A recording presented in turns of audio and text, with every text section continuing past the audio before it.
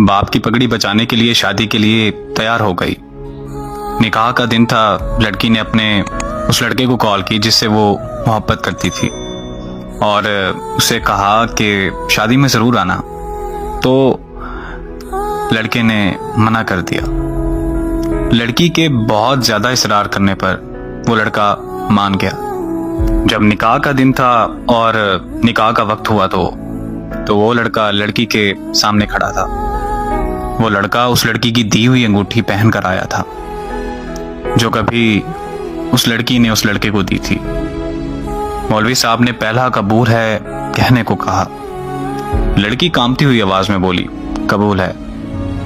लड़की ने फौरन लड़के की तरफ देखा और वो गर्दन झुकाए उस लड़की के सामने खड़ा था। मौलवी साहब ने दूसरा कबूल है कहने को कहा तो लड़के ने अंगूठी उतार दी। जब लड़की ने तीसरा कबूल है कहा तो लड़के की आंख से एक आंसू निकलकर उसके रुखसार पर जा गिरा। उस लड़के के हाथ से अंगूठी गिरी और वो चला गया। उस लड़की की रुखसती हुई तो वो लड़की जब घर पहुंची, लड़की की दोस्त भी उसके साथ थी। लड़की अभी जाकर ही बैठी थी। इतने में उसकी दोस्त को एक कॉल आई और कॉल सुनते ही लड़की की दोस्त के हाथ से मोबाइल गिर गया। लड़की के इसरार करने पर लड़की की दोस्त ने उसे बताया कि शादी हाल से जाते वक्त उस लड़के का एक्सीडेंट हो गया और वो वहीं मौके पर मर गया। ये अल्फाज सुनने ही थे कि लड़की के पांव तले जमीन निकल गई, मानो जैसे लड़की पर आसमान आ गिरा हो। वो लड़की अपने होश गंवा बैठी थी।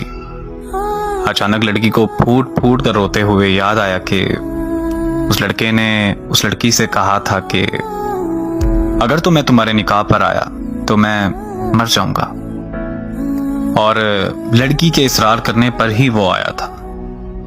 लड़की और फूट फूट कर रोने लगी कि मेरे कहने पर वो आया था।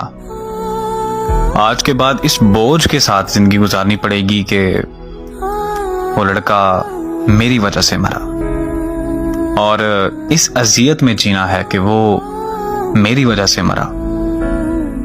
मर्द मर तो जाता है लेकिन वो अपनी पहली मोहब्बत को कभी नहीं भूलता।